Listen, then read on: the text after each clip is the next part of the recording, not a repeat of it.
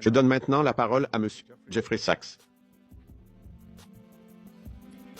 Monsieur le Président, Mesdames et Messieurs les membres du Conseil de sécurité, la question dont le Conseil est saisi aujourd'hui n'est pas celle du caractère du gouvernement du Venezuela. La question est de savoir si un État membre, quel qu'il soit, a le droit, par la force, la coercition ou l'étranglement économique, de déterminer l'avenir politique du Venezuela ou d'exercer un contrôle sur celui-ci. À propos de ces affaires, cette question renvoie directement à l'article 2, section 4 de la Charte des Nations Unies, qui interdit la menace ou l'usage de la force contre l'intégrité territoriale ou l'indépendance politique de tout État. Le Conseil doit décider si cette interdiction doit être respectée ou abandonnée. L'abandonner aurait des conséquences les plus graves. Permettez-moi de vous donner quelques éléments de contexte. Depuis 1947, la politique étrangère des États-Unis a eu recours à de multiples reprises à la force, à des actions secrètes et à la manipulation politique pour provoquer des changements de régime dans d'autres pays. Il s'agit là d'un fait soigneusement documenté par les archives historiques. Dans son livre Covert Regime Change, la politologue Lindsay O'Rourke recense 70 tentatives américaines d'opérations de changement de régime entre 1947 et 1989 seulement.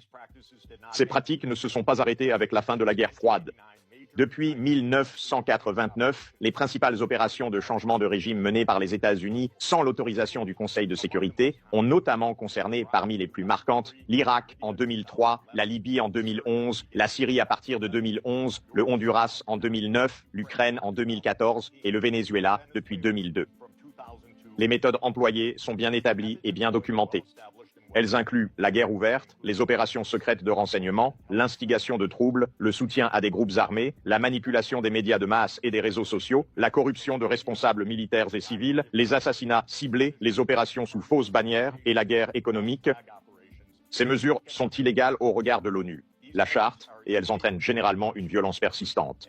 Conflits meurtriers, instabilité politique et profonde souffrance pour la population civile. La politique récente des États-Unis envers le Venezuela est également claire. En avril 2002, les États-Unis étaient au courant et ont approuvé une tentative de coup d'État contre le gouvernement.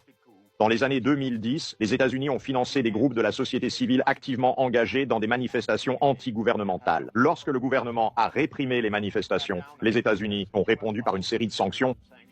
En 2015, le président Barack Obama a déclaré que le Venezuela représentait, je cite, une menace inhabituelle et extraordinaire pour la sécurité nationale et la politique étrangère des États-Unis. En 2017, lors d'un dîner avec des dirigeants latino-américains en marge de l'Assemblée générale des Nations unies, le président Trump a ouvertement évoqué l'option pour les États-Unis d'envahir le Venezuela pour renverser le gouvernement. Entre 2017 et 2020, les États-Unis ont imposé de lourdes sanctions à la compagnie pétrolière nationale PDVSA. La production de pétrole a chuté de 75% entre 2016 et 2020 et le PIB réel par habitant a diminué de 62%. L'Assemblée générale des Nations unies a voté à plusieurs reprises, à une écrasante majorité, contre de telles mesures unilatérales et coercitives. En vertu du droit international, seul le Conseil de sécurité a l'autorité d'imposer de telles mesures. Le 23 janvier 2019, les États-Unis ont unilatéralement reconnu M. Juan Guaido comme président intérimaire et quelques jours plus tard ont gelé environ 7 milliards de dollars d'actifs souverains vénézuéliens détenus à l'étranger et ont donné à l'autorité désignée le contrôle sur certains de ces actifs. Ces actions s'inscrivent dans le cadre d'une politique continue des États-Unis, une tentative de changement de régime qui s'étend sur plus de 2 décennies.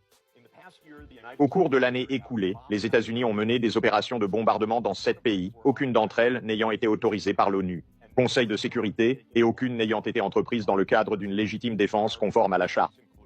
Les pays ciblés incluent l'Iran, l'Irak, le Nigeria, la Somalie, la Syrie, le Yémen et maintenant le Venezuela. Au cours du mois dernier, le président Trump a lancé des menaces directes contre 6 États membres de l'ONU, y compris la Colombie, le Danemark, l'Iran, le Mexique, le Nigeria et bien sûr le Venezuela. Il n'appartient pas aux membres du Conseil de juger Nicolás Maduro. Ils ne sont pas non plus appelés à évaluer si la récente attaque américaine et le blocus naval en cours aboutissent à la liberté ou à la soumission.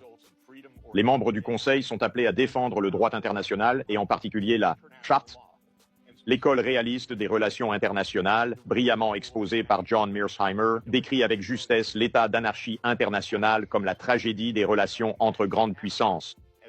Le réalisme est donc une description et non une solution pour la paix. Sa propre conclusion est que l'anarchie mène à la tragédie. Au lendemain de la Première Guerre mondiale, la Société des Nations fut créée pour mettre fin à cette tragédie par l'application du droit international. Pourtant, les principales nations du monde n'ont pas défendu le droit international dans les années 1930, ce qui a conduit à une nouvelle guerre mondiale.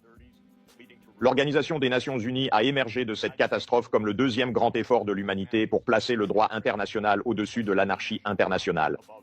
Selon les termes de la charte, l'ONU a été créée, je cite, « pour préserver les générations futures du fléau de la guerre qui, 2 fois au cours de notre vie, a infligé à l'humanité d'indicibles souffrances. » Étant donné que nous vivons à l'ère nucléaire, l'échec ne peut se reproduire. L'humanité périrait. Il n'y aurait pas de troisième chance.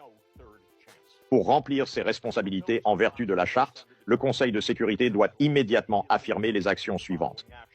Les États-Unis doivent immédiatement cesser et s'abstenir de toute menace explicite ou implicite ou de tout usage de la force contre le Venezuela. Les États-Unis doivent mettre fin à leur blocus naval et à toutes les mesures militaires coercitives connexes entreprises sans l'autorisation du Conseil de sécurité de l'ONU. Conseil de sécurité.